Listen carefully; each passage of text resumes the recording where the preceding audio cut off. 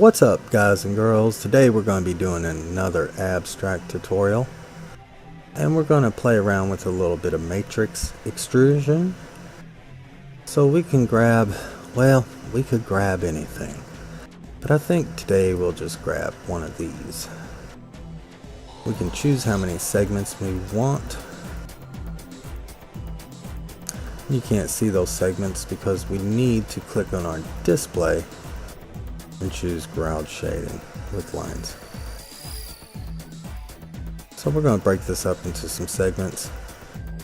We're going to make it editable. We're going to grab the polygon module and we will select loop selection.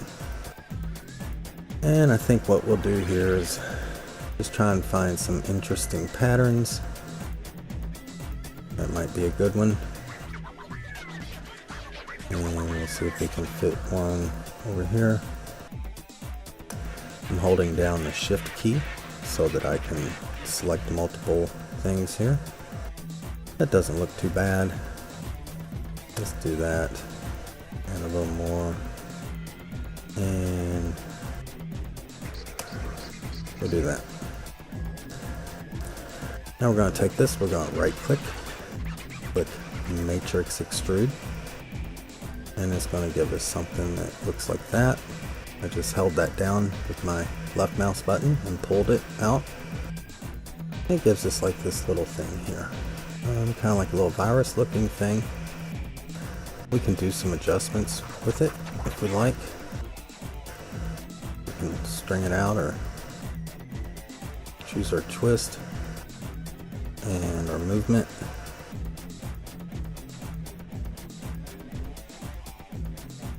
This is good for animation.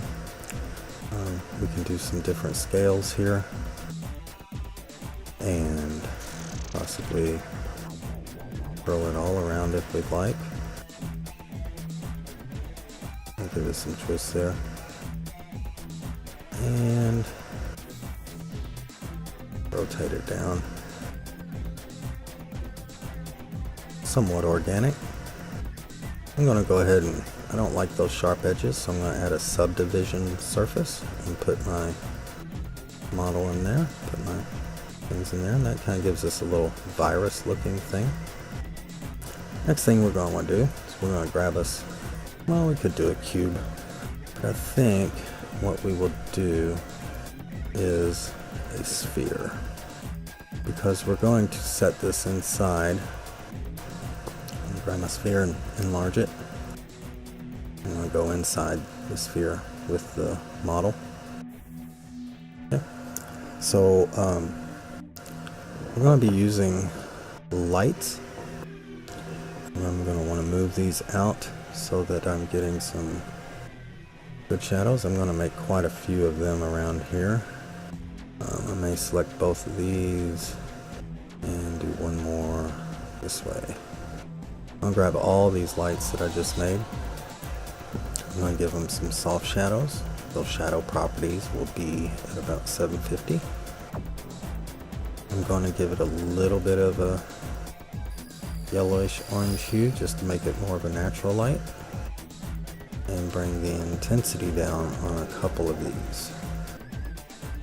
I think it's 2 and 3, the last two I made. I'm going to bring the intensity down on that about halfway. I'm not sure exactly what this is going to look like just yet, but we're going to add some materials. I get one for my little thing and one for my sphere. Your sphere is going to be a mirror, so you're going to want to change that color to black. Go to reflectance. From default, we're going to choose DGX. Everything here is good. We're going to bring the roughness down, reflection strength all the way up. Give it a little more specular strength, and bump strength is going to come down very, very low to about 6 or so. We're going to add that to our sphere. Okay.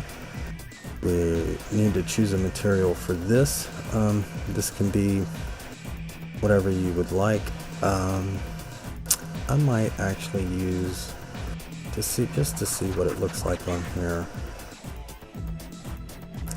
the zombie texture I had that we used in the zombie one. Okay, so I'm gonna add some I'll add some bump, not necessarily any displacement with the same map.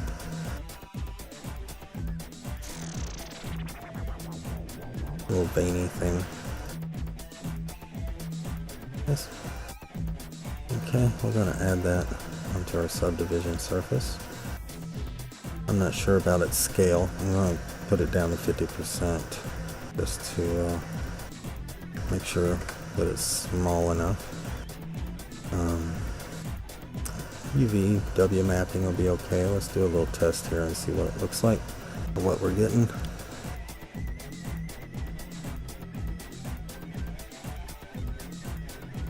And that's not looking too bad. I would like to give this some depth, possibly by adding some visible lights in the scene. Maybe I can take these two that are these back ones here on the side. Maybe I can squeeze those together a little bit.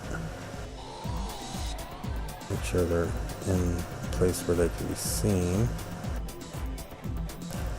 And I think I might take these two and make them a little more red. Give them some color. I'm going to make them visible. Well, let's try an inverse volumetric.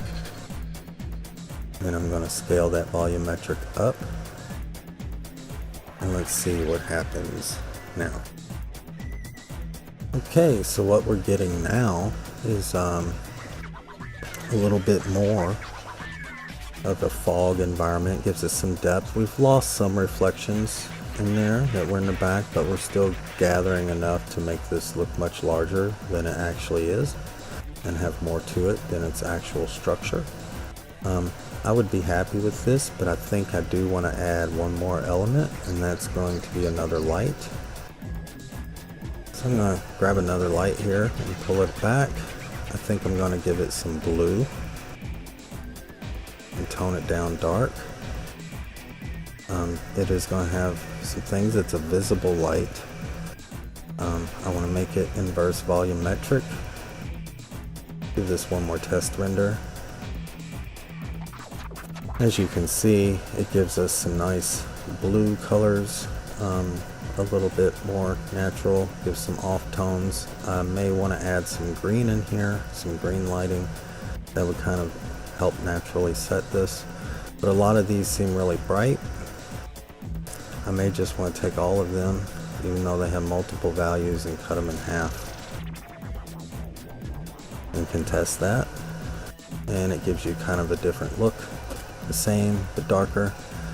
And then I would want to take this image, pull it into Photoshop, which is another tutorial all in itself, and play with it a little bit, and we have made some kind of abstract natural structure.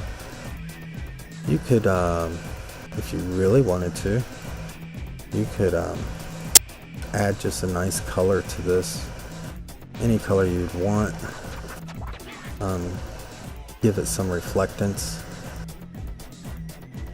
by choosing, like we did earlier, GGX. It's going to have a little bump, but you'd want it to be highly reflective, how smooth you want it to be. And you could very easily toss a simple material like that over it and get a completely different feel for the object.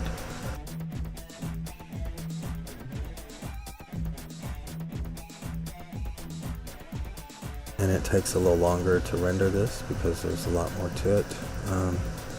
These last two lights that I had, bring their intensity back up and give that a test render. And while it still looks organic, it's kind of a different look. Materials can really play a lot with what you're choosing to do and how it's going to reflect within Cinema 4D. But anyways, that's how you make a reflective, simple, abstract material. As I've always said, it's okay to try and fail, but never fail to try. Okay, I'm out.